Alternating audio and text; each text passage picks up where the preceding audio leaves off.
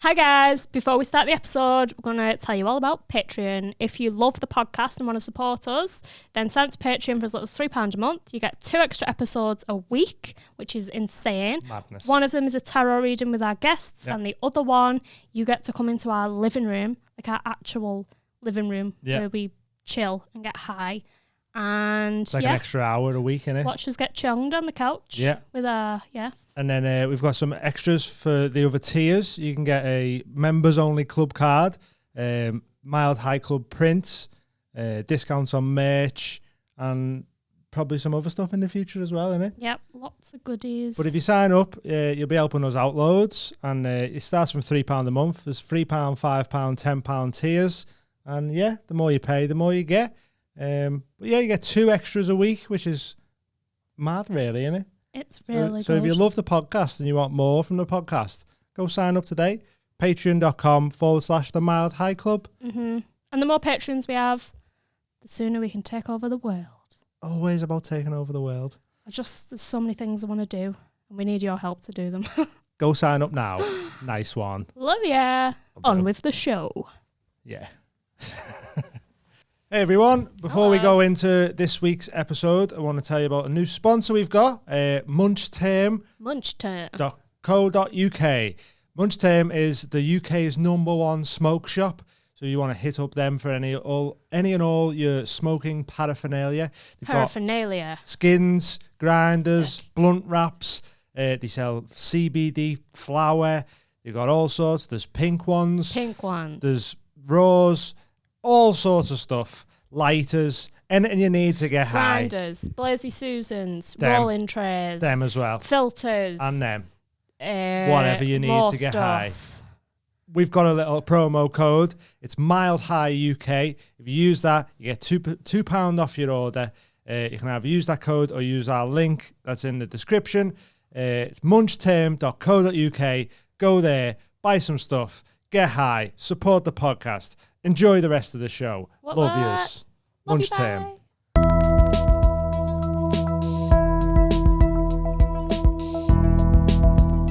Thanks, Finn. See ya. Bye. I was going to say love you then.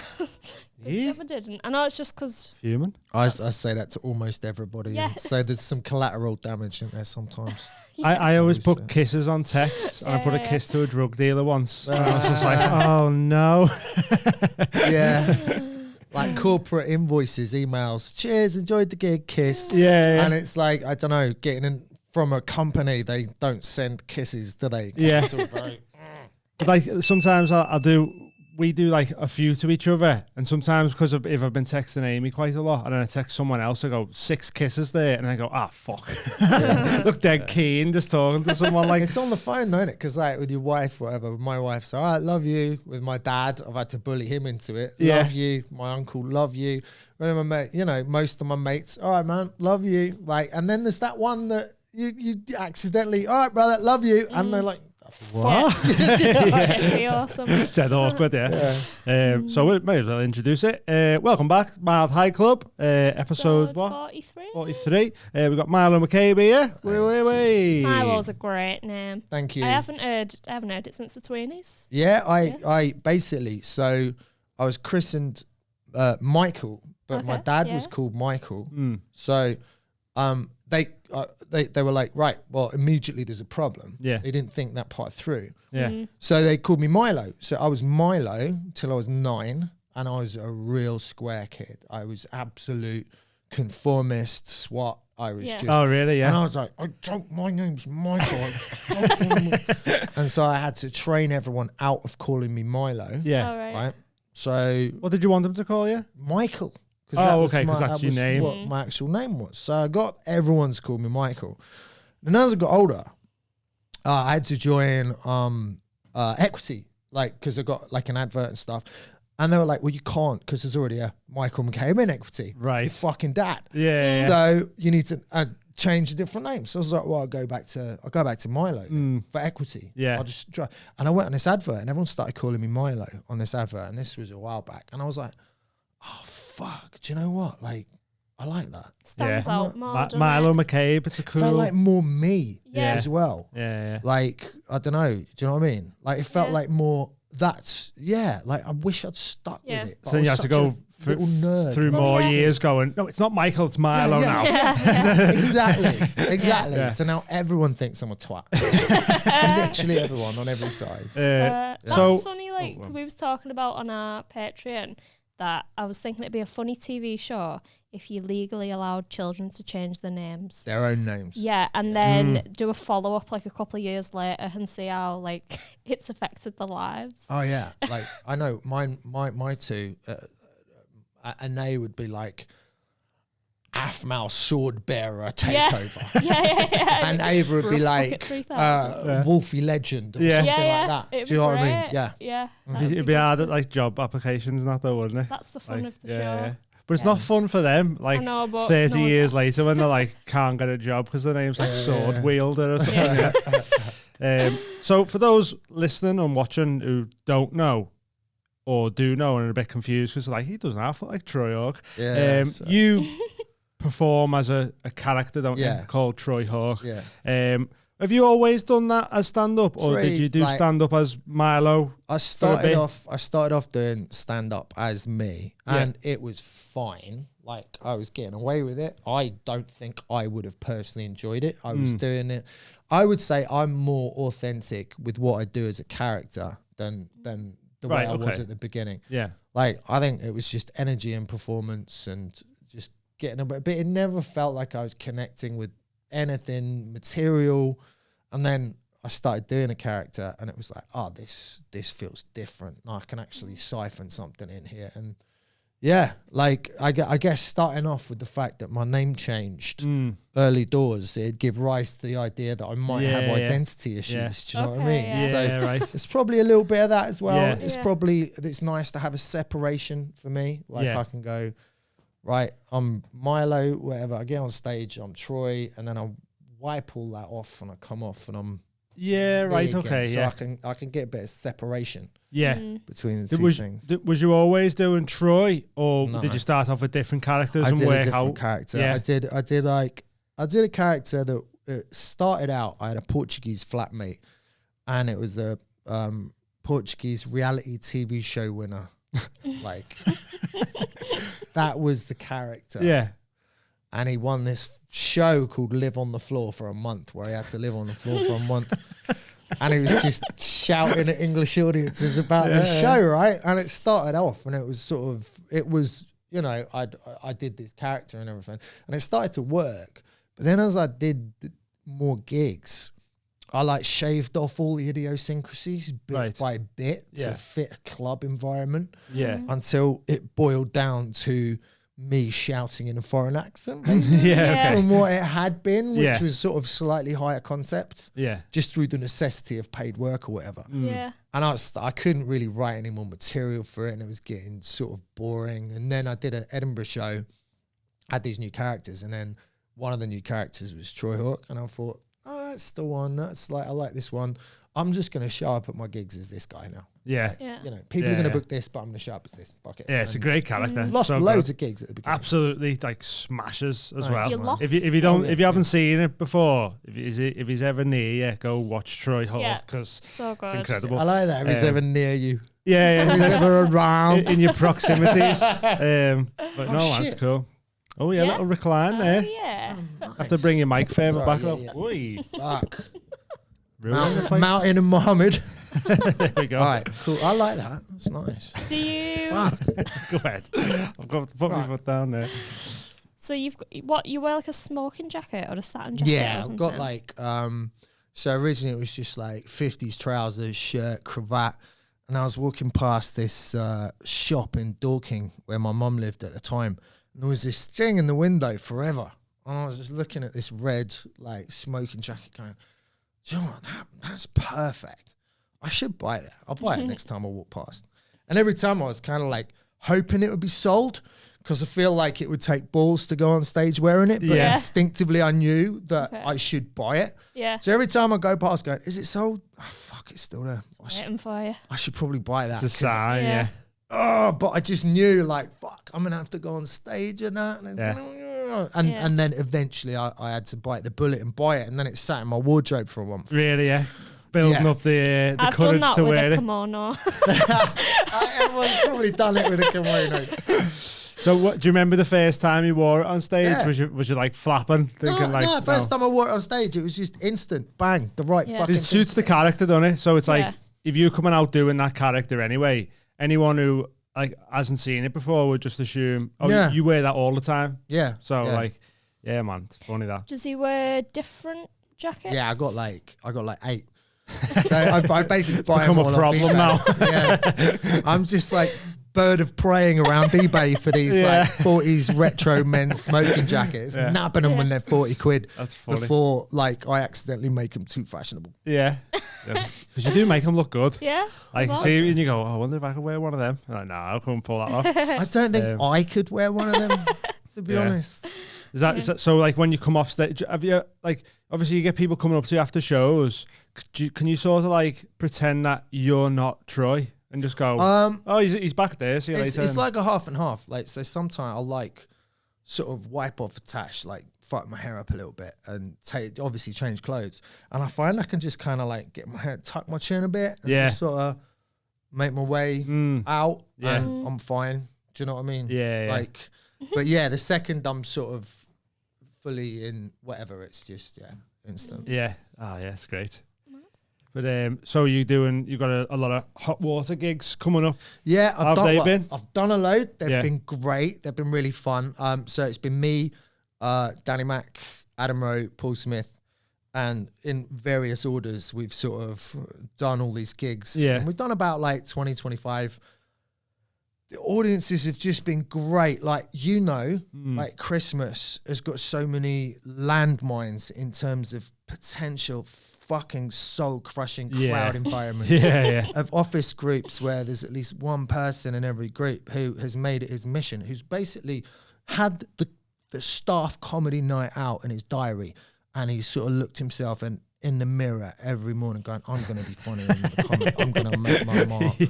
They're going to know. They're going to talk about me. They're going to book me. They're going to book me next weekend. 5 of those fuckers. There's 5 of those fuckers in the same gig. Yeah. All coming at you with absolute bullshit that you can't really just pure hack shit as well. Yeah. Shit. And they don't want to be there. They're there because it's part of a number of courses of entertainment of that evening. And drinks have been paid for by the company and all that. And but here's the thing. Hot Water is so well policed that we've not really felt that. There's been like maybe one.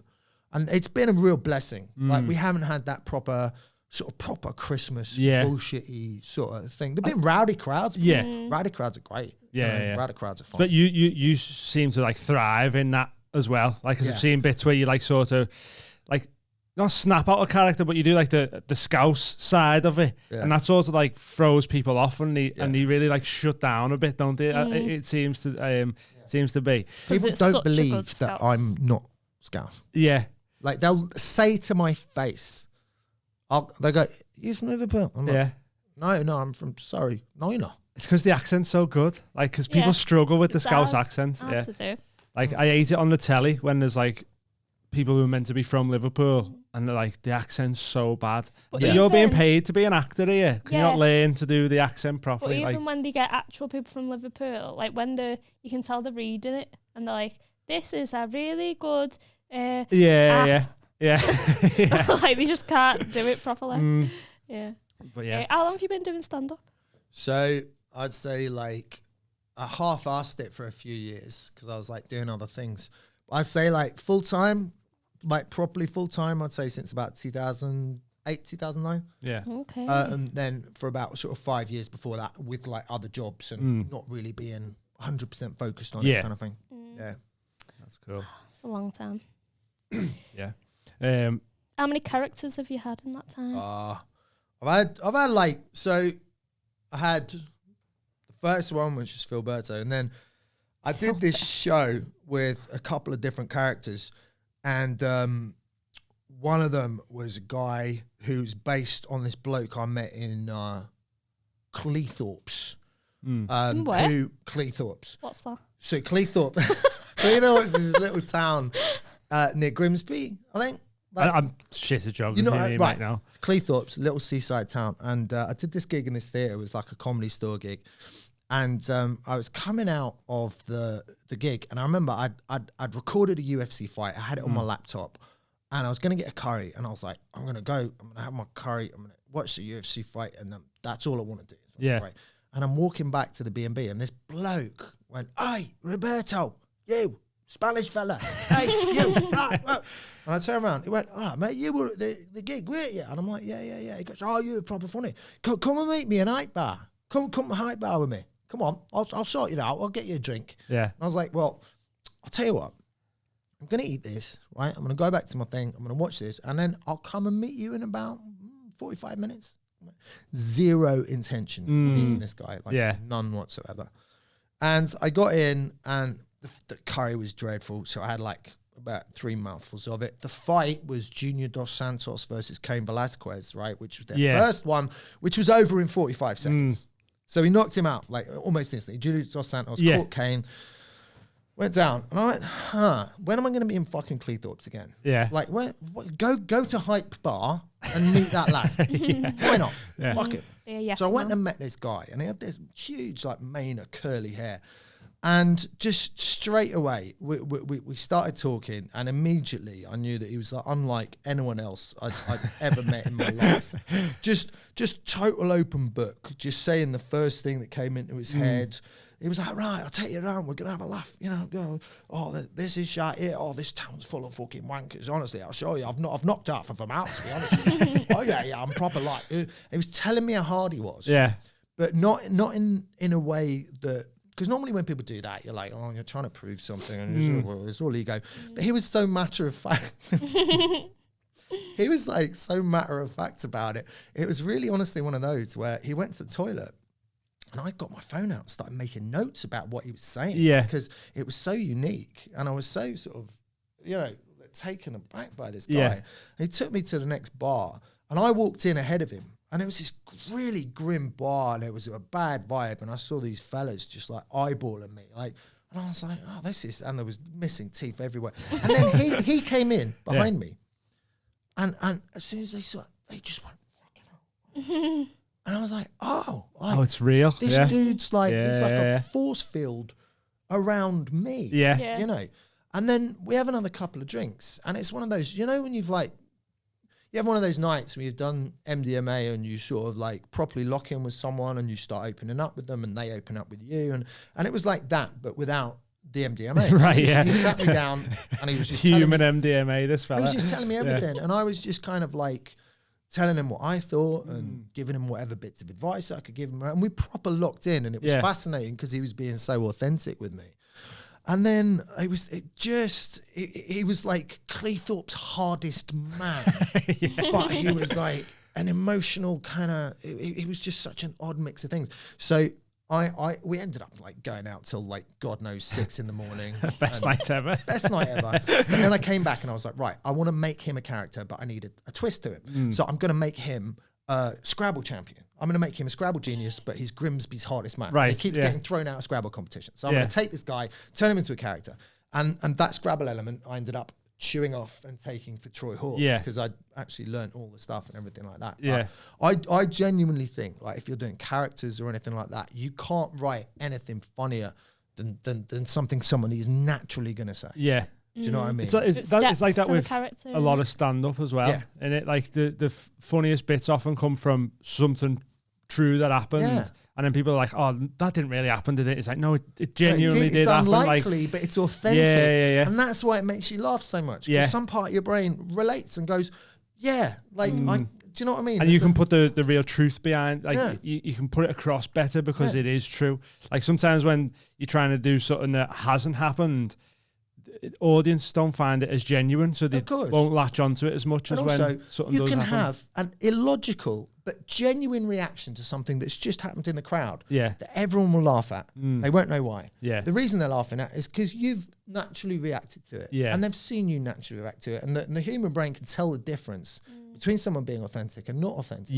So that's why sometimes if you're on stage and you're just focused out there and you just react to what happens, it's like inherently and naturally funny than when it goes in your little washing machine. You go, oh, how am I going to go? You just, you know what I mean? You just instantly react to something. It's the quickest path to sort of a really good response. Yeah, it's a weird feeling that as well, because often, like, sometimes I've just started getting into hosting gigs, and a lot of that is just reacting to in the room.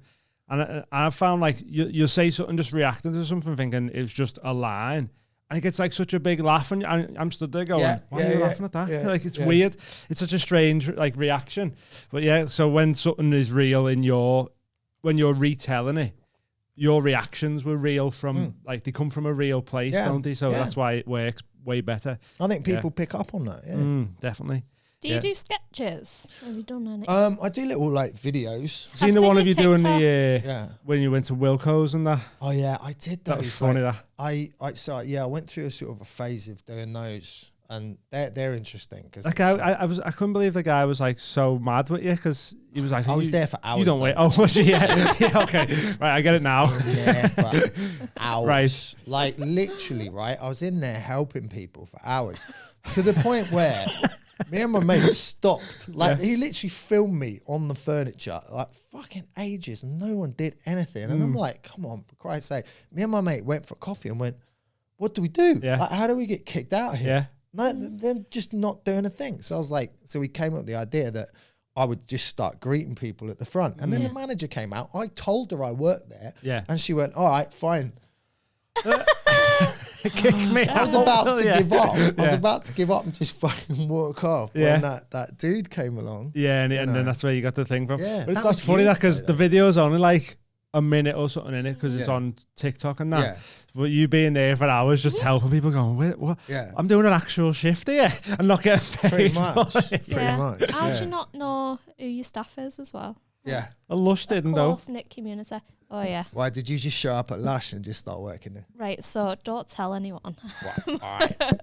I was a Christmas temp, and I took temp real literal. Yeah. And I think I left like after about 2 shifts. Oh, I know what's happening. They still kept I know paying what's me. Just kept coming in. We were like, well, yeah, I was definitely there. Yeah, and I told them that I was leaving. I told 2 people. I was like, I'm off. And then you're still calling me like, can you cover this shift? I was like, no, I don't work here. And you were like, okay, here's a paycheck. Like, thank you. Yeah, Merry Christmas. Yeah. It was a while ago that, so hopefully the statute of limitations has gone. It's a moral dilemma as well, because it's like, you probably feel a little bit guilty, but not that guilty. I mean, So it's a big corporation. Yeah, but exactly, I know people made who've 50 grand been- in a day the other day, someone told me. Yeah, I so. know people who've like worked there a long time and hate it. Yeah. So that was for you guys. Yeah. Stick it to the man. So you're saying about when you're on MDMA, you mentioned about chatting. I've never done MDMA. You've never done MDMA, have you? No. I didn't think you had. So like you're saying, you become like an open book.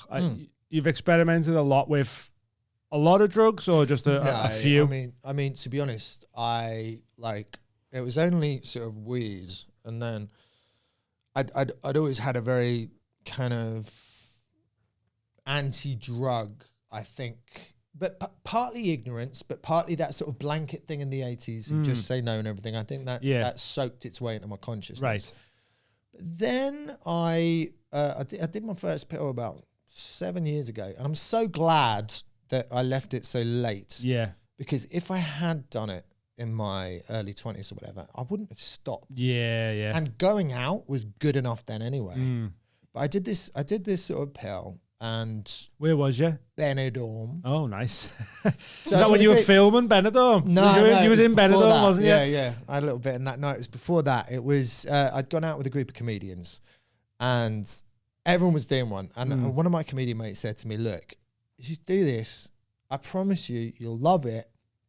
If you don't do it, it'll be fine, but you'll be off the vibe. Like, you won't be feeling the same. You'll be in a different place. You probably end up going home early or whatever, because all this shit, right? So I'm kind of like, well, I'm not doing it, and he's not doing it. This other guy had never done it, and he went, "Oh, I've already done it."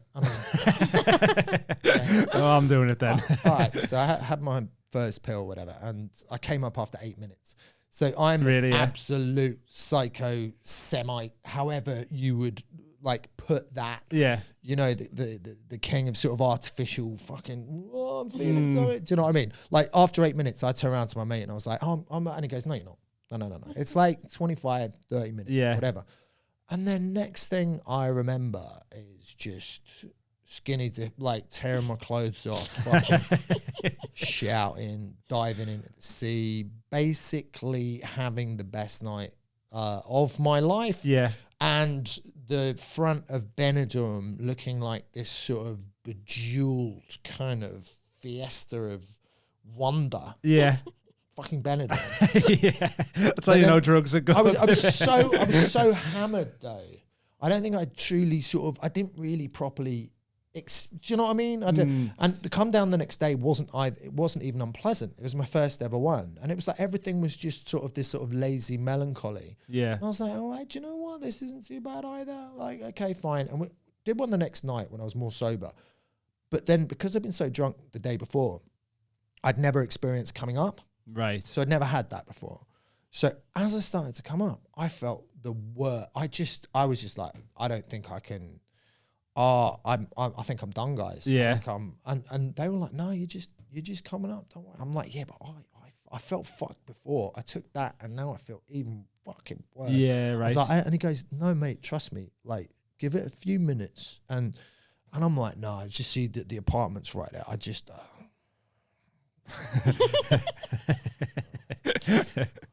And then suddenly it was just like my body just went wop, wop, wop, wop, wop, and like everything that had been aching just sort of went into this sort of super flexible kind of plastic that can move in any direction. Yeah, and I was just nice and loose and all. Yeah. Wow, I was like, I feel fucking amazing. I still get rinsed for this, right?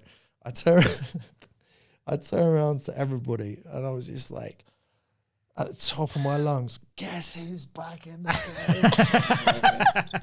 game? And then I had that thing where like, I had the sort of the emotional openness and we all sat around and chatted, and I felt my kind of emotional range like broaden slightly.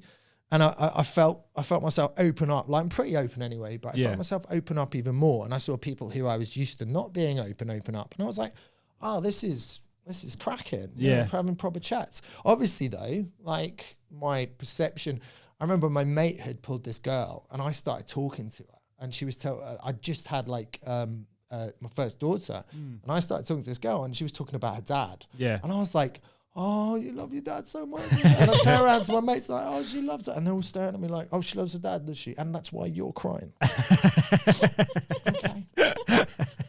And I was so like, oh, this is it. And I was just like, oh, no. And I was like, mate, Tom, she's the one. She's amazing, this girl. And my mate was like, what? The girl that's over there pissing behind the peddler? Yeah. You reckon that's... so I got that flavour of how your perception can be slightly rose-tinted. Yeah. But... yeah, like I don't like. I'll only sort of do. I don't really go out now. I might go out twice a year. Yeah, right. Because I've got 2 kids.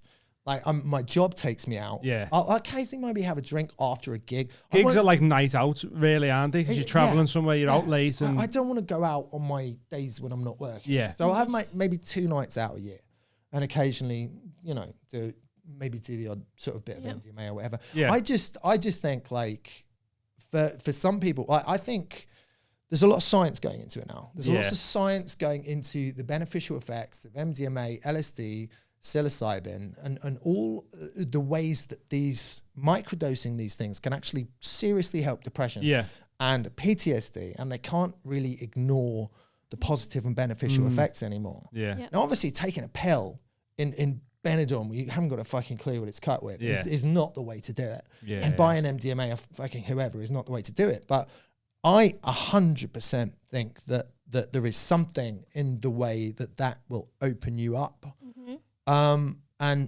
maybe at the very least get you to voice things that might have been rattling around in the back of your head, slowly being toxic in ways you don't understand, until you finally verbalize them and realize how ridiculous they are, and can kind of clear them out of your system. It makes you truthful. doesn't it? Yeah. That's where, didn't it start that way in World War II? Like with the Nazis, it was like a truth drug, I think. Oh, really? Yeah. I think so. It might need some research that. Yeah. We don't check facts on here. We check it all later. It definitely did. Yeah.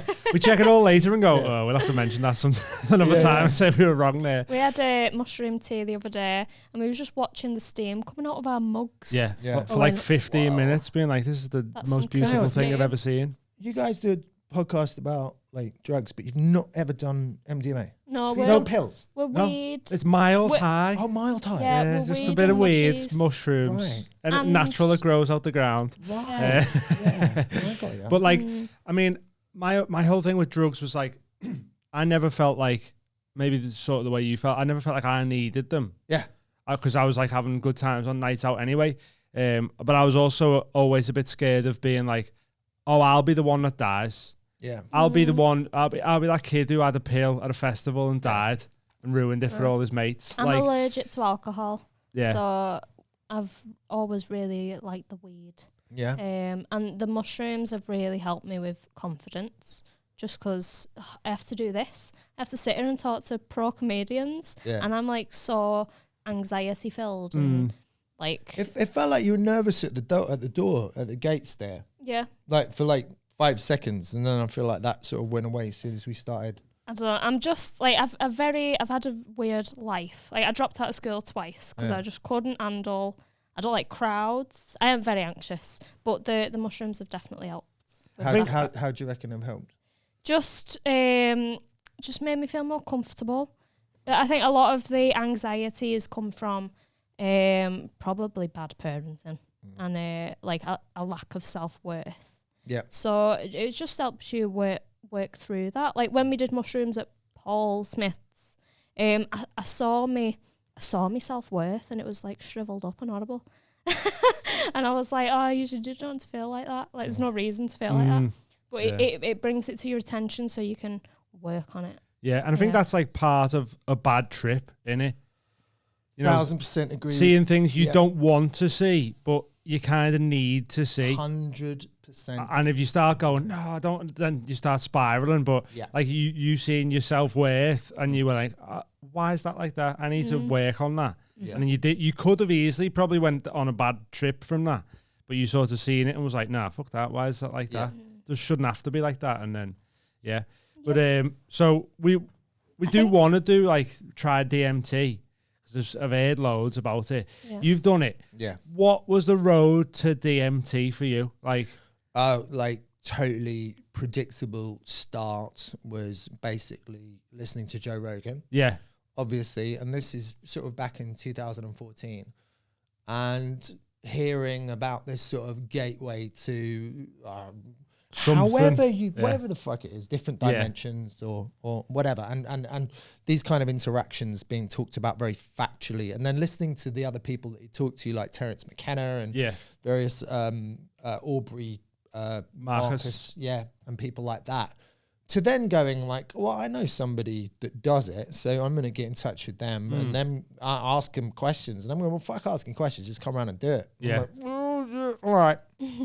So I went around and did it, and then first time I did it, he told me that I didn't properly break through, and with experience now, I know I didn't properly break through, but I still had a very transformative experience. So is it similar, like the first time you done it, you say you didn't break through, is it similar to a mushroom trip, or is it just a completely different? In my experience, I haven't had like any hardcore mushroom trips, but no, you're very much more a passenger. Right, okay. Like very much more a passenger at DMT, in my experience. Yeah. Like the first one, the craziest thing about it for me was the deja vu. So it was this sense of like, oh yeah, I know this part. Like more like you're back somewhere rather than been somewhere for the first time. 1000%. Yeah. Here. Yeah. Like this kind of like real hardcore sense of, oh yeah, of course. Like this gaff with the fucking whatever. Yeah. And this kind of like certainty that I felt about what I got, like It's almost, I mean, I could talk about this for fucking hours to me. That's fine. Okay. So started off, I've never been particularly spiritual or anything. Yeah. So I hit this DMT and I go back and I see this Vishnu, the elephant god. Is that Vishnu? Yeah. Mm-hmm. Yeah. Who's the elephant? No, it's not Vishnu. Who's Ganesh. Ganesh, thank you. Yeah. So here's a beautiful golden Ganesh with like big feminine eyes, sort of looking at me really benignly, like really kindly. And that's the sense of just getting this big spiritual hug. And this Ganesh was sort of looking at me. And I found out that the Ganesh symbolizes removal of obstacles. Right. Like straight away. So I was like, I found all this out. But then it transmuted to this sort of laughing Buddha. And then this thing kind of gave me a hug and sort of said, oh, this is love. This is, you know this place, you've been here before. And it's very gentle. And as I came out, I was just, it was unlike anything I'd ever had. And I was on a high for 3.5 weeks. Really? So I didn't want to tell my wife that I'd done it because she'd have worried about why I was doing it and everything. But I couldn't not tell her because she's like, what the fuck's up with you? Like, because I was just so elated. Yeah, right. Yeah. And I think it's perspective. For me, that first trip, it put me in position. It sort of took my ego and it literally goes, you are completely unimportant, but at the same time, a part of everything. Everything, yeah. It's like you're essential but unimportant. It's like you're part of a fabric of you're whatever. A jigsaw, well, not even a jigsaw piece, because a jigsaw piece is quite important, isn't it? Because if you're missing it, then it's like you are it's like you're the whole thing and nothing at the same time. Yeah, it's right. Fucking, it's really hard. Yeah. To kind of explain, but it gave me a wonderful thing, and it kind of gave me it gave me a sense of perspective, and I sort of slowed down a lot, and I started to think about things in a deeper way than I ever had before. But then the next couple of trips I did after that were all like totally different. I got cocky with it as well. Right. Okay. Like, and I got slapped. Yeah. Because I got told off by the beings. Yeah, 100%. 100%. Yeah. I've got so many stories, but I'm just going to sound crazy. No, no, it's good, man. Okay, We're all crazy here. It's fine. Yeah. So I went to see a shaman, and because I wanted like to do it properly the next time, like a proper guided kind of like properly blast off type thing. Yeah. And I saw him at the station. I was like, oh, that's weird. you're it's you, innit? All right, came back. As he gave me a little meditation, started to go off. And as I'm starting to go off, I kind of like look around and I'm like, oh, this is familiar. And I realize I'm looking at what I saw in my previous DMT trip. Right. This isn't going to make any sense. Right. So then I'm like, oh my God, I'm going to turn around. He's going to be there. His head's going to go like this and he's going to start nodding. Right. I suddenly remembered that's what I saw in my last DMT trip. And I'm like, oh, fucking hell. Turn around. He was there, came forward, started nodding, and I freaked the fuck out. I was like, mate, I saw you do this in my last DMT trip. What the fuck? And he calmed me down. He goes, yeah, shit like this happens all the time. Right? It's just the infinite now. It's pretty much, that's what he said. And he sort of calmed me down and everything. And but at that point, I was like, I think I made this decision in my mind that I know nothing about anything. Yeah. And I'm not going to sort of question anything like this. Because it's too big. There are no absolutes about spirituality, science. There's the prove it or it's fuck all, and that's fair enough.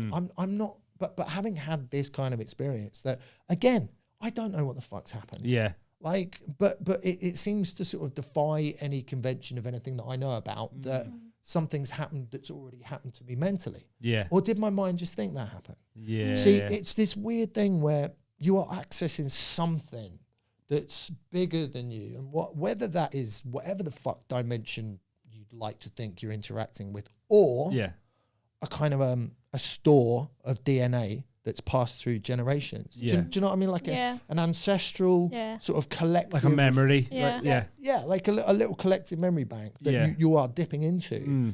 Because a lot of the stuff is, you see all kinds of different stuff. It's like sometimes it'd be on a spaceship, sometimes it's a lot of the time. It's very Aztec-y. It's like future Aztec. Right, that makes sense. That's the vibe. The last couple of trips I've had, it's been very future Aztec. So I've had the same trip the last 4 times I've done it, where I've met this higher whatever who's let me know it's this higher whatever, and it's let me be it, and then it's put me back, and then it's sent me back down. And I haven't done it because I've had the same trip 3 or 4 times.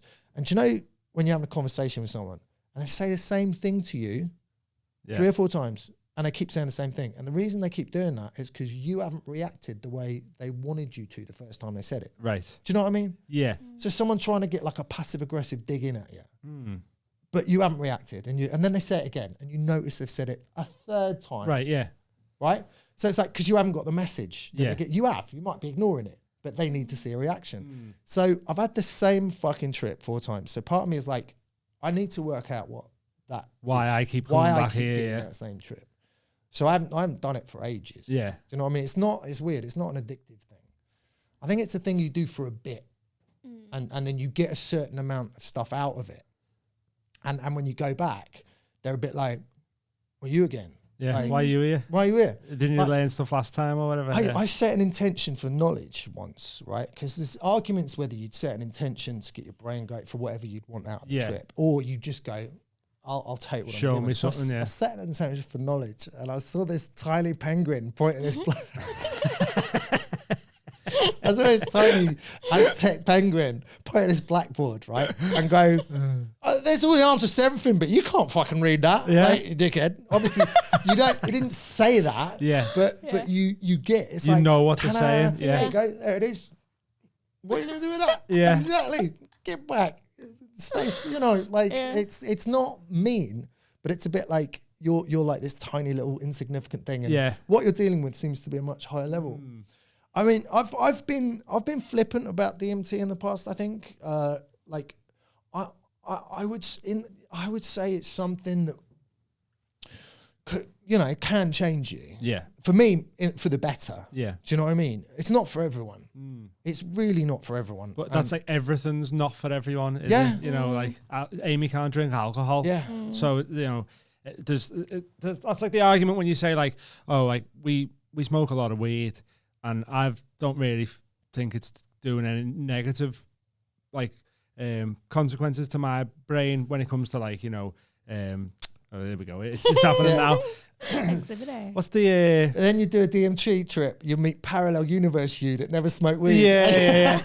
It's so sharp. But like where they say, oh, it leads to schizophrenia and stuff like that.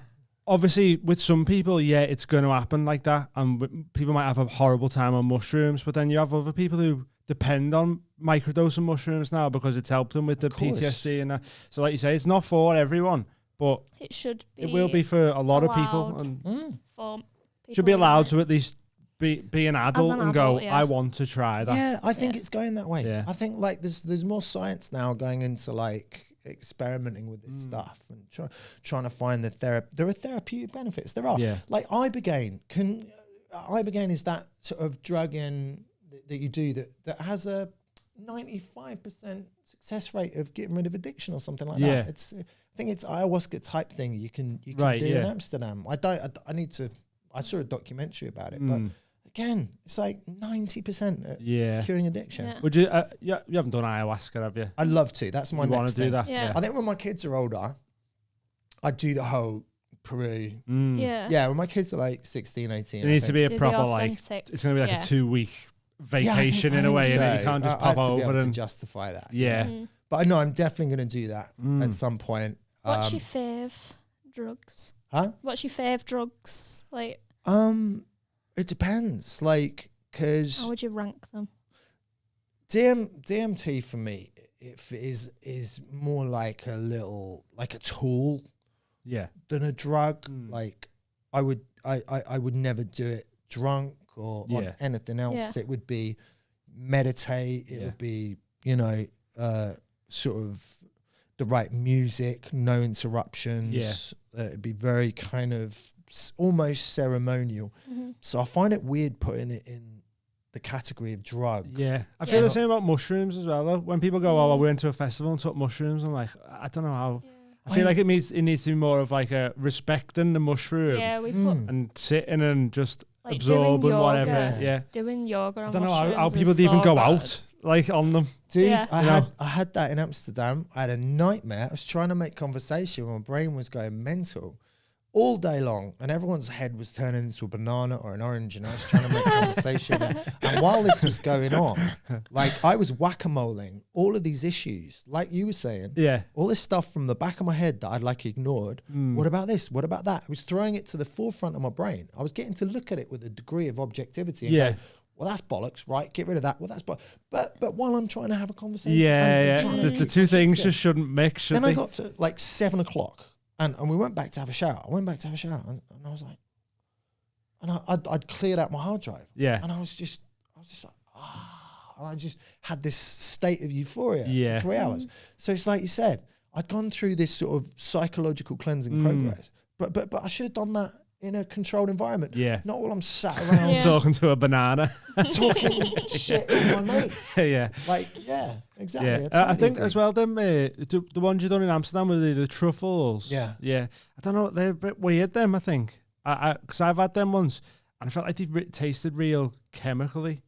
Like to the point where me and my mate were gagging eating them. But then when we had like just normal mushrooms, you barely tasted of anything. So I was like, I don't know what them truffles are. Yeah. Like, I know that it's the same sort of thing, but just grown differently. But the taste of them, because when we were having the mushrooms, I was like, oh, they taste disgusting. And then I ate them, I was like, oh, I barely taste of anything. Yeah. In my head, I was like, did they lace them with something mad over there? Yeah. You just buy them from the shops, can't you? And like, strange one. What would their interest be, though, in doctoring it with whatever? Like, why would...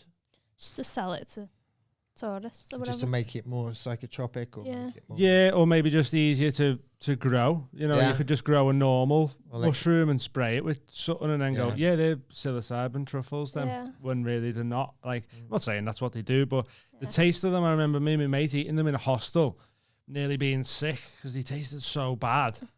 So that when we were doing mushrooms the other month, I was like, oh, these taste awful, you know, it's going to taste real bad. Started eating them, I was like, oh, they just taste like... barely taste like mushrooms. Yeah. It was weird. It was a strange one, wasn't it? Yeah, we made them in a tea. Yeah. That was like well better because you get quite nauseous off them. Yeah. I think. I've got a sensitive stomach. Yeah, we had a good time off the tea, didn't we? Yeah. Still haven't had I haven't had a proper crazy trip yet off them. Because I'm like, as I say, I'm quite scared of them, of drugs in general. Yeah. So I've been like, well, I'll have 1.5 grams, 2 grams, 3 grams. So, but now every time I've been doing them, I've been going, you should have took a bit more. Right.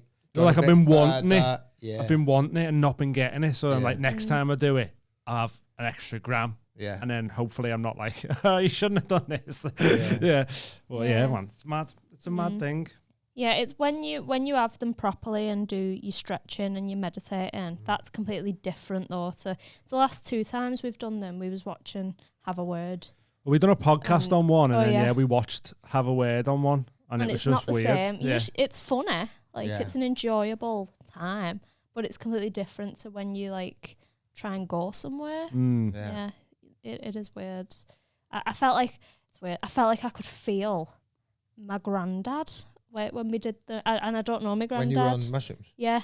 I just I could feel China. I don't know, I don't know how to explain that. Yeah. But yeah, and because I never met him, don't know him, and I felt him. It was weird. Yeah, weird. But it's weird that you say about like, do you know when you say you're seeing Ganesh and then like a Buddha? Do you think that was because they're just images you know in your head? No, not at all. No. And what was interesting was I then went on Google and I saw the exact thing that I'd seen under Ganesh DMT, exactly the same colours and everything. Yeah. And then to, you know, feel the way I did and then look back and go, all right, it's if you see a Ganesh removes obstacles. It was the sort of, Ganesh is like this unblocking element. Yeah. I'm kind of like, all right, you know, like. Yeah. It's the same with Paul happened with the serpent. He looked up and then loads of people have seen this serpent and that. But then that just ties into the fact that me like talking about religion all being based around psychedelics and that. Yeah. Because like that whole, is it Hinduism? Is Ganesh and all that? Yeah. They've all come from somewhere. And like, you know, and then if you're seeing it, it's like, well, why not like thousands of years ago? Has this just come from one person who they go to and they go, right, he's going to take the trip, come back with this knowledge of whatever, and he's like, oh, I've seen this big elephant type being, and then they've just based the religions around all this. Like it's just mad. Part of what I get from the DMT trips is that like we're not supposed to understand anything. Like literally, not supposed to. Like you're supposed to just sort of take that for granted and get on with whatever the fuck. Just enjoy what's going on here. Pretty much. Yeah. I know, but then that's too big to even try and comprehend, innit? Like, so why are you even trying? With the blackboard, Yeah, it was like, there it is. You're not supposed to know that. Fuck off. Like I'm showing you it and you still don't get it. You're so why are you even bothered? Specifically for a different reason than to work this shit out. Yeah. Who knows, it's funny that you're seeing a little penguin though. It's always like mad Aztec stuff. Like I had one where I was on again, sound mental. Unless anyone's it all sounds mental unless you do it, innit? Right. Like so I was on this I was on this spaceship, right? So I took a huge blast.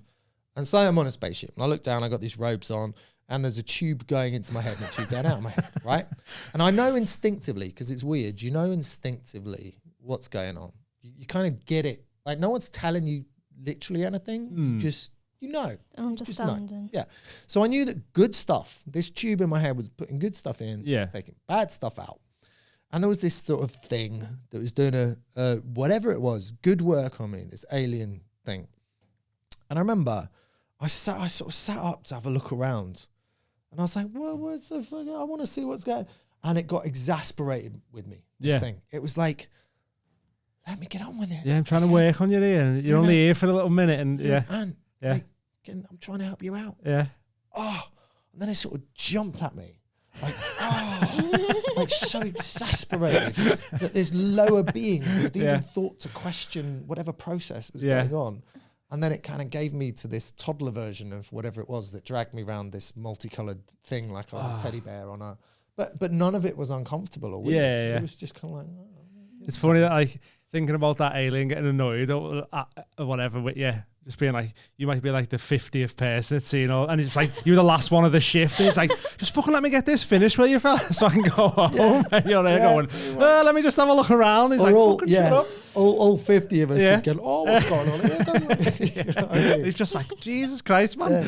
Yeah, man, that's mad. That's what, like, this is why I think I just need to try it.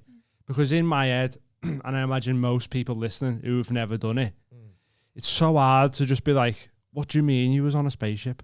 Yeah. Because obviously your physical body was sat in a chair. Oh yeah, but you're not there. That's it. There. So when you say you sat up, are you sitting up here? Or you're like flat out, Right, okay. Yeah. That's mad. Yeah. So mad. We've managed to like go somewhere though, like without, which is just weird, wasn't it, when we meditated? And we had a weird experience. Is that transcendental?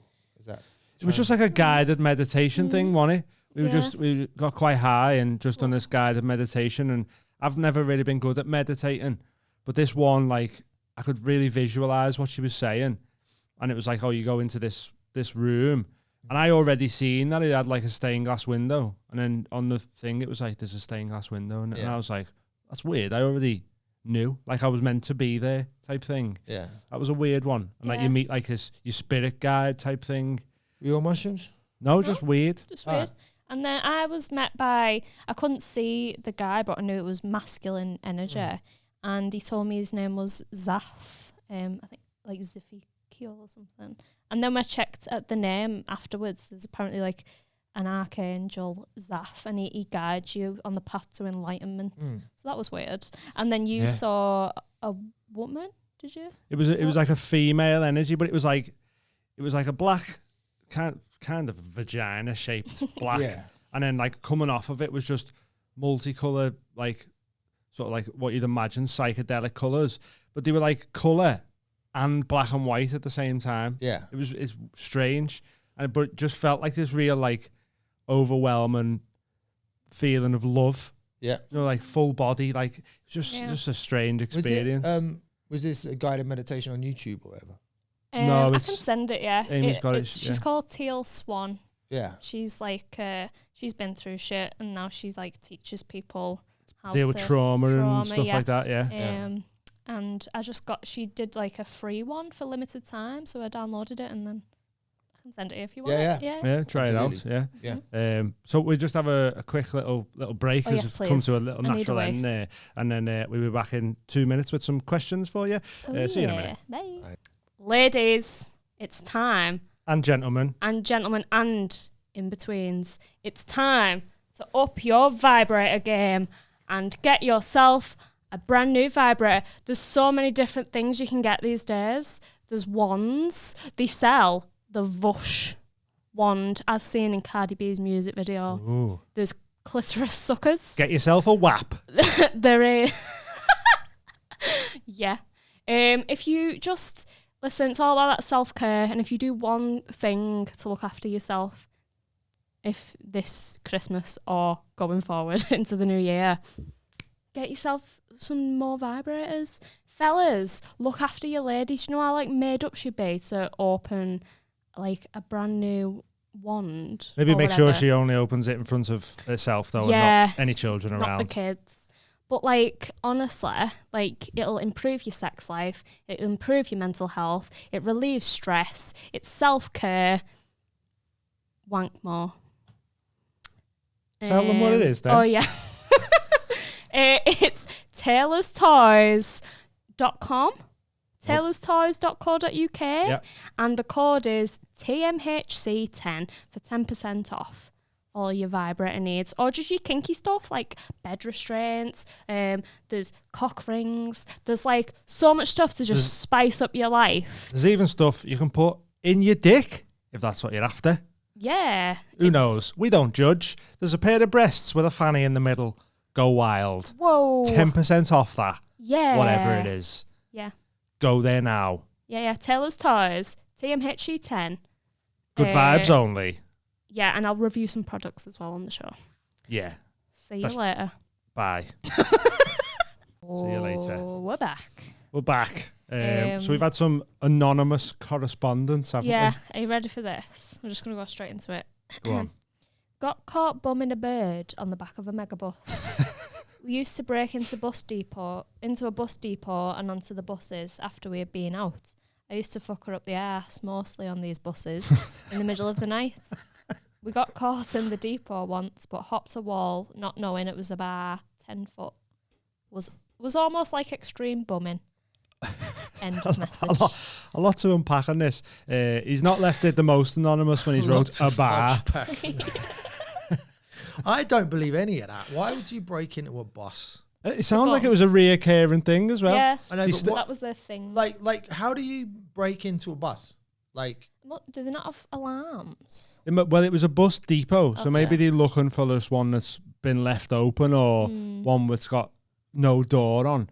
But I think that maybe they got caught. But for the ingenuity of going to a bus depot to find a bus that's left unlocked.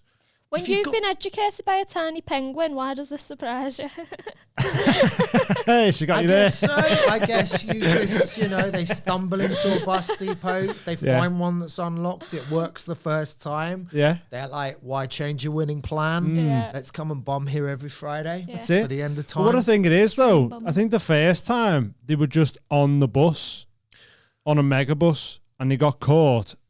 And the thrill of it, maybe they can't recreate in a bedroom. There's a bit more logic to that. So they were like, we're gonna have to break into the bus depot because we get caught every time we're trying it normally.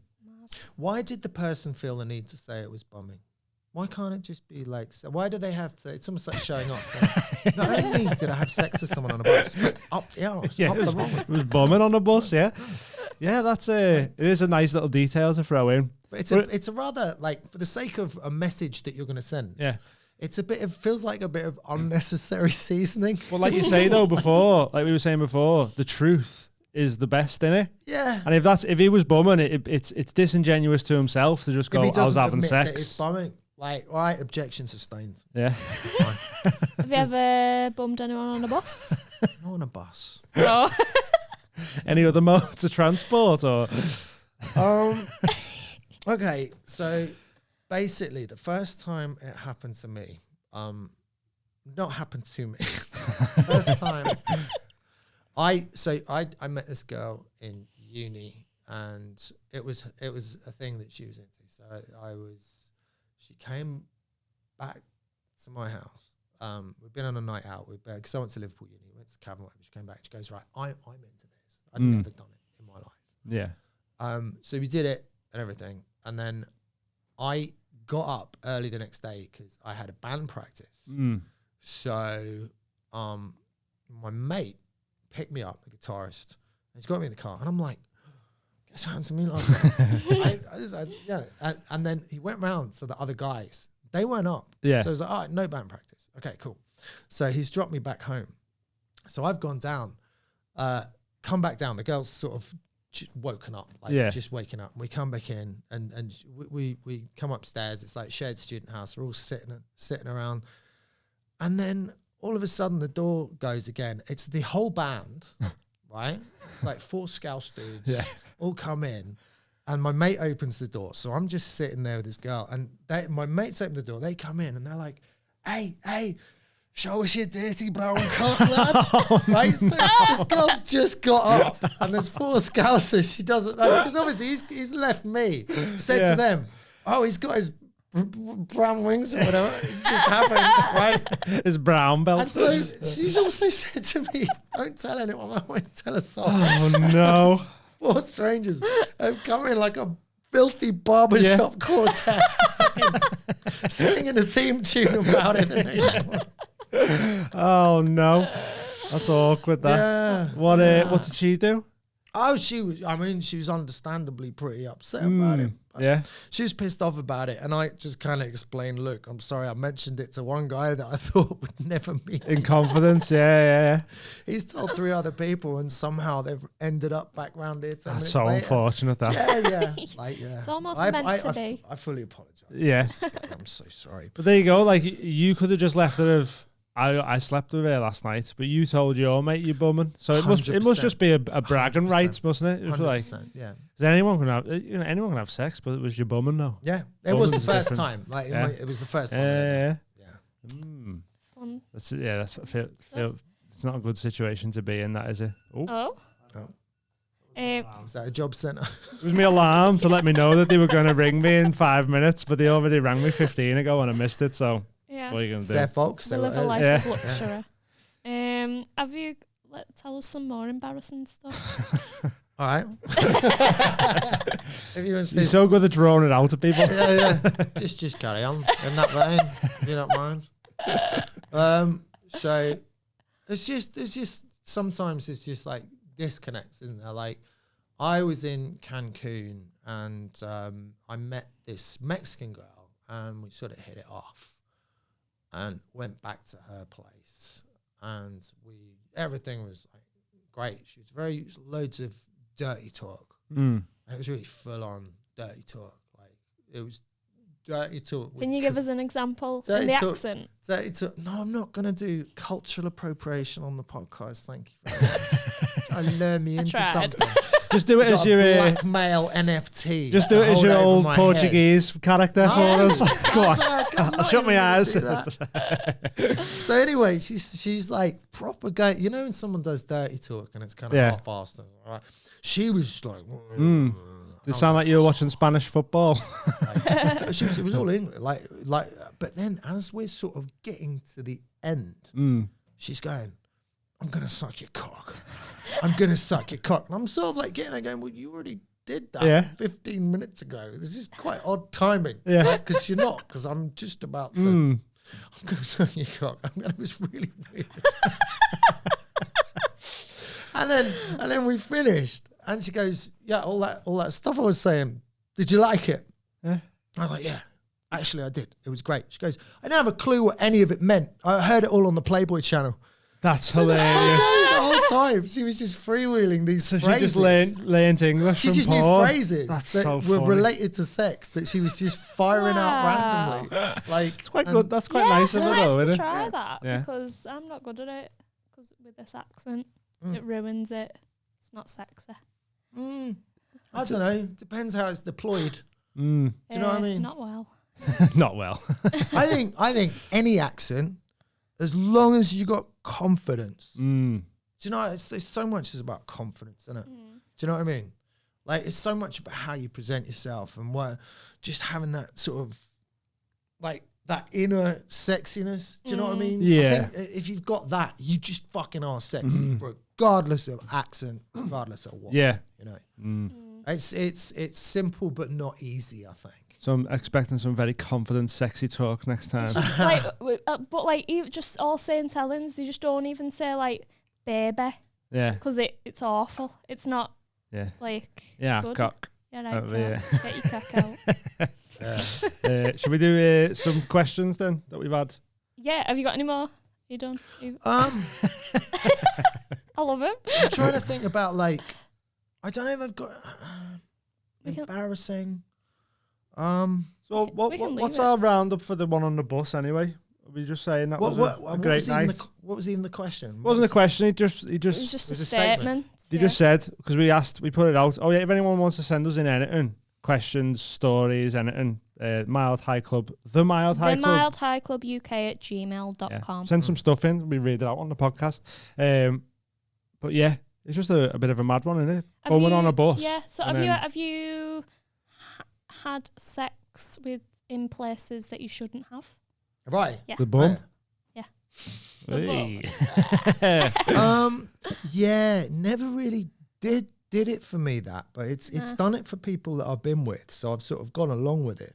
Yeah. But yeah, it's just I don't like outsides and all that, and you're sort of looking around going like all these windows. And sort of, yeah. I don't know, like I know it's a big turn on for some people. It never really. I have done it though. Yeah. Yeah, I don't get that like thrill of being caught. I'm like, I don't want to be caught. Yeah. Like it'll ruin it for me. Mine was more so because I was young and they was banned from mine and I was banned from theirs. So we didn't have much option. Albert Docks that it was. Yeah. At the docks. Bent over the Mersey. Oh, that's funny that. But yeah, I've never got that. Because I get like fucking urinal shy. Do you get what I mean? Like, can't piss stood next to someone, me. Yeah. So like, trying to have sex when you go, an owl fella's walking past there, like, just doesn't do anything. You got wrongly accused of having sex in a hot tub once. Yeah. Oh yeah. When we wasn't, he was just. Where were you? Where was was it like New a health Zealand. club? It was in our. We were staying in like we had an apartment that was in a hotel complex, so it had like a pool and a gym and a hot tub, and we weren't like, it done me head in because it was like, I'd understand if we were even remotely being sexy. But I was pretending to be a chair, like actively pretending to be a chair. To make me laugh. And then there's like upset. Creepy old concierge dude comes in, he's like, hey, there's cameras on you, by the way. But I tell you where there's not cameras. In the sauna. Oh, and I was like, God. I'm trying to be a chair, man. Yeah, and then he stayed there for ages. Yeah. Just chatting to us. Yeah. And there is cameras in the sauna. This is fucking GoPro. Yeah. It was just so awkward because I was like, mate, I was just being a chair. Oh yeah. All right, mate. Just being a chair, yeah. Okay. Yeah, it was dead weird. To be honest, like on paper, you sound weirder than him at that point. I was being a chair. Yeah. Yeah, to be fair, it sounds like a blag excuse. Me and my wife on our first holiday that we went away together on, we did this couples massage thing, and sort of we were massaged, and then we were left in this area with like a hot tub and a bed, and there was a door with a lock, and then we were like, oh, we're like supposed to have sex now. That's part of it. Yeah, but it still feels a little bit illicit. Yeah, that's really clever. That's really cool. And do you know what I mean? So just that lock made you go, yeah. Right, yeah. They're letting us. That's the whole point. We bang quickly. Yeah. Right. Yeah. Yeah. Love it. Cool. Fun times. Yeah. So yeah, we got some questions from our patrons. Right. Got like 3, and then we'll wrap it up and go on for your little tarot reading. Yeah. So this is by Joe Jackson. Do you ever find yourself accidentally slipping into character in normal life? Keep up the good work. All right, cheers, Joe. I this is for me, right? Yeah. Well, Amy fumed because we thought it was for her, us at first. Yeah. And we were like, there's no characters here. What are you talking about? Yeah. This is just real life, this. Yeah. And then I went, I think that's for Milo, actually. Yeah. Do I ever find myself accidentally slipping into character in normal life? Yeah, do you know what? I occasionally, like, my wife or someone will say, oh, you weren't really Troy then. And it's normally if it's like a quick reaction to something. Do you know what I mean? If I'm sort of mocking about. It's funny because like a lot of it is based on my mum. Like the character Troy is based on my mum and a lot of my eldest daughter's mannerisms. Do you know what I mean? Yeah. Like she does this sort of flappy thing. She does this sort of turny thing that I've kind of nicked off her. Right. Basically. But yeah, I do, I think sometimes, but yeah, just reactions. Sometimes I'll sort of. Have you ever used it to like try and get out of anything? How do you mean? Sort of like, you know, I don't know what to do with it. So, like you've been in a situation where you feel like, oh, I feel like Troy might handle this situation better than I would. One thing I genuinely did do, which looking back on it is terrifying, is like I remember about 15, 16 years ago, some guy started on me in a nightclub and I like just immediately flew into Glaswegian. Yeah. And he raised and I went all in. And I was like, oh, is that it? You want to fucking pop at me, son? You soft English cunt, you fucking not. All right, mate, fucking hell, sorry, mate. Yeah. And I just immediately, I was like, Christ, like it was such a gamble. It was good that it worked. 100%. Because it would have been bad if you like punched you in the nose and you were like, oh, sorry, please, no. Straight back into it, like accent's gone, like, yeah. Yeah, but like I think there is something about a Glaswegian accent that will shit most people up down south. So I called his bluff and I got myself out of trouble that way. I wouldn't recommend it though. One time I pretended to have a stutter because this girl came up to me, like me and my mate were out and this woman who was hammered, she was on a work do. Yeah. Started chatting me up and she was sort of quite a lot older. And to make my mate laugh and to try and get rid of her, I pretended I had a stammer. Yeah. And it didn't work. And instead she felt very sorry for me and she thought I was incredibly brave. And she got all of her mates around, like surrounding me, right? So within this, they're all buying it. And then one lad from this party's clocking me. Yeah. So I'm like, he's fucking onto me. Like, do you know what I mean? So now not only have I not got rid of it, but now I'm like, I've got this bomb going up. So I've got to really keep an eye on it now. So I'm properly trying to time my stammers. And he's asking me dead quick questions. Trying to throw you off. Because he knows, he's like 60% that I was faking it. But it's gone from trying to fuck her off and make my mate laugh to me genuinely being completely offensive and lying and fucking. But the longer it went on, the longer I had to keep it going. It's weird that she sort of like heard you had a stutter and then went, "Oh, guys, come over here. Come on, look how brave this guy is." Patronised me immediately. That's so annoying, man. You're so brave. I'm not brave. Do you know what that is though? That's the universe being like, oh, what a fuck terrible about? You want to fuck about? Have this. See if you can fuck about now. Take the pros and the cons. Here we go. Instant karma type thing. It was a fucking. I was improving for about 45 minutes. Yeah. My mate was just howling, like absolutely beside himself. Probably all thought your mate was a knobhead as well. But he realised he couldn't laugh too much because it was at that point where if he'd given me away, it genuinely would have been fucking distressing. Upset people, And then you're just being real offensive now, completely. Completely. Is that why, like, when you were, obviously when, I don't know if you do it outside of Liverpool, but if there is someone talking or something, you'll sort of snap into quite a rough Scouse accent. Yeah. And that, I think that really jars people. And is that similar to the Glaswegian? Is that why you do it? I think I just love the accent. Right, okay. Love it. But do you do a different accent? If you're in Manchester, would you do like a Manc accent? Yeah. Or would you always just go to Scouse? I would. I probably wouldn't be able to do it to the same level because I went to uni in Liverpool and I got mates from Liverpool and the world that I've stayed in touch with. Yeah. So I feel like I've been mates with them for the last 20 years. So I feel like I've heard that accent a lot. And sort of, I like the philosophy, and I like where I'm from in Surrey. There's no sort of like regional ownership. No one gives a fuck. So I'm quite enticed by this sort of pride in the area. Yeah. And the feeling of solidarity and the oneness. I find it very attractive because obviously being from Surrey, there's literally none of that. Right, okay. There's the good life from 50 years ago. Do you know what I mean? There's nothing really. Yeah, whereas we're just like, we're the best. Yeah. We're from Liverpool, we're the best. And when I came to uni, that blew me away. When I came to uni here, I was just like, this is a different world. Yeah. Oh, that's cool. What were you studying when you come to uni? Psychology. Oh, okay. Yeah. Do you find that's helped you, like, when you with getting into characters and stuff? Crowd I think work? so, yeah.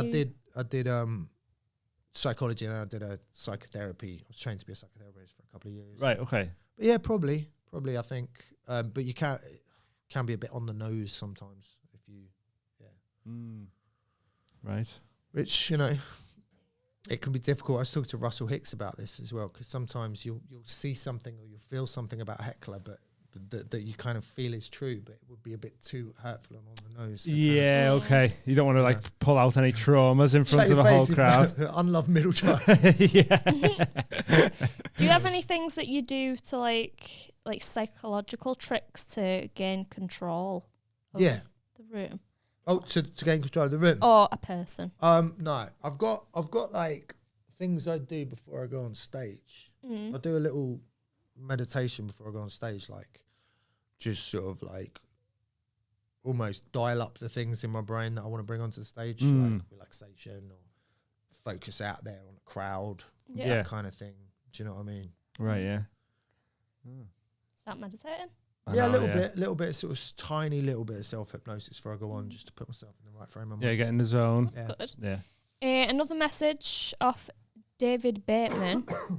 Was the Jarvis character from the Mary Whitehouse experience an influence on you? No, someone else asked that on Facebook, and it was the first time I sort of noticed it.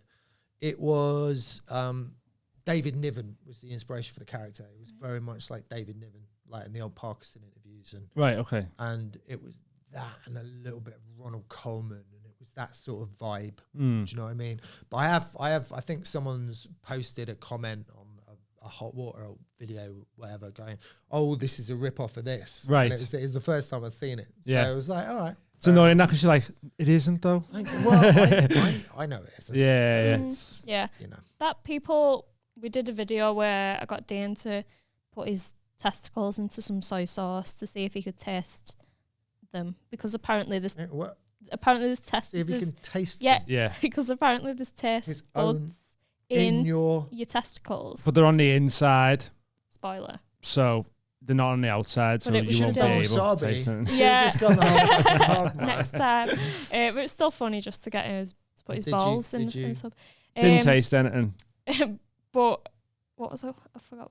People saying like, "Oh, Logan Paul done this done or this whatever." a year ago, and I was like, I wasn't on TikTok a year ago, so I was like, and people are always like, "Oh, people are so stupid. Need to stop believing everything you see on TikTok." And I was like, "I'm taking a piss." Like, comedy podcast. It's all for jokes. Like, yeah. Comedy. I don't think it's science. You know, like. Yeah. So we've had another message of John Scalhorn. Shout out, John. Yeah, hi, John. Have I had to break character to deal with hecklers? Not as Troy. No, I don't hold character as Troy to deal with hecklers. As Philberto, I once got a heckle this racist guy in Nottingham.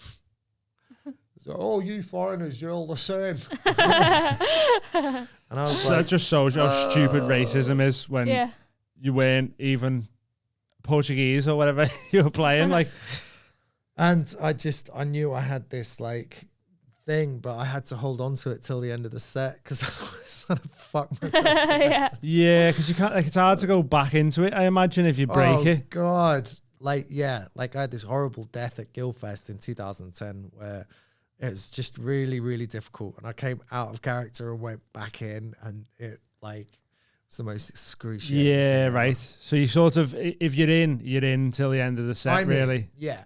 I'm in until I sort of choose to come out. Which with Troy, I wouldn't. It's sort of a bit more set. It's because you've been doing it for so long now. You can deal with all the hecklers and that as him anyway.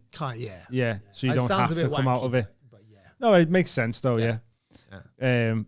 But yeah, I've always thought this about like character acts and that, you know, if you do have a real bad gig, like say if I bomb, I sort of just come off stage as myself and then just, but like, you know, you like got the mustache on and stuff. Yeah. You have to like, I have to wipe my mustache off now. Still, I'd say the worst I think for me was during lockdown. Yeah. It's like I was disproportionately emotionally involved with the responses that I got from Zoom gigs. So like a good Zoom gig, I was flying. I was fucking over the moon. Yeah.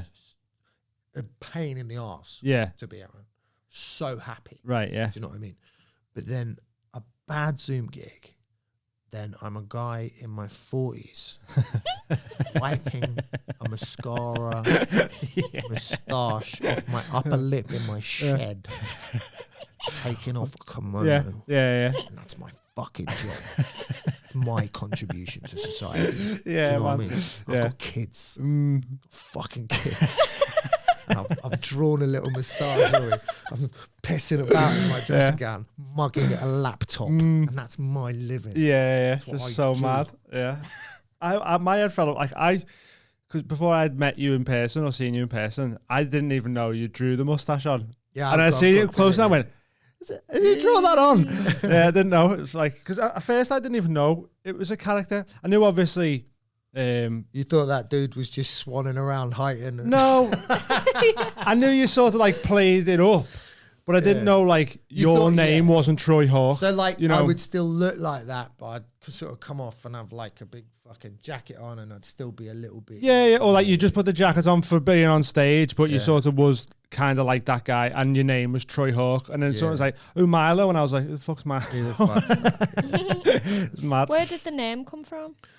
Oh, it's a long story. Is it? Yeah. It's a long story. Yeah, I don't know. It's fine. Okay. Leave it to the imagination. Yeah. We'll maybe find out another time where the name come from. But I think that'll do for our public episode. Yeah. So we're gonna head over to Patreon for Milo's tarot reading. We've got a gig on the 30th of December. Dan Nightingale, Rob Thomas, Jamie Hutchinson, and maybe a special guest in the middle as well. That is a sweet lineup. Yeah, man. At Phase 1 on Seal Street. I'll put the link to the tickets in the description. Get them and come down because it'll be a good night. I don't know if you've got... This will be out next week. Have you got anything to plug? Like your social medias and stuff like that? And I've got a tour. Yeah. So I've got tour dates. Sort of the January ones in Liverpool is sold out. Yeah. But there's a July day in Liverpool. Yeah. But other than that, I'm doing like a 15, 16 day tour. Oh, cool. And people can find the details of that. Just Troy Hawke on Twitter or Instagram. Cool. Or Facebook, whatever. I'll put links to all that in the description as well. Sweet. But nice one for coming down, man. So much. Really had enjoyed fun. Go follow Milo and check out all this stuff. And we'll see you all either on Patreon if you're cool or next week if you're not. See you later. Love yous. Bye. Yep. Hello, everyone. We're here to tell you about a sponsor we've got. Woo. Mogwai CBD. What is it? CBD. Yeah. What is it good for? Absolutely everything. Get yours now at mogwai-cbd.com. Yeah. Checkout code TMHC20. For 20% off. And if you do that, that gets us a little bit of money. To support the podcast. Support us. And you're also supporting local business and your own health. It's amazing for mental health. It's amazing for lowering your cholesterol and stuff. Is it? You're just making stuff up now? It's good for insomnia, it's good for anxiety, and it's premium quality as well. Yeah. You can get it in oils or you can get it in a flake or a crumble, which you need a dab rig for, which some of you might know what that is. Some of you might not. I don't really know what it is either. If you get the oil, you can literally just put it in your brew though, or under your tongue. And then be buzzing for the morning. Yeah. So that'll be a TMHC 20 checkout, 20% off. Help us out with the CBD. Mugway. Yeah.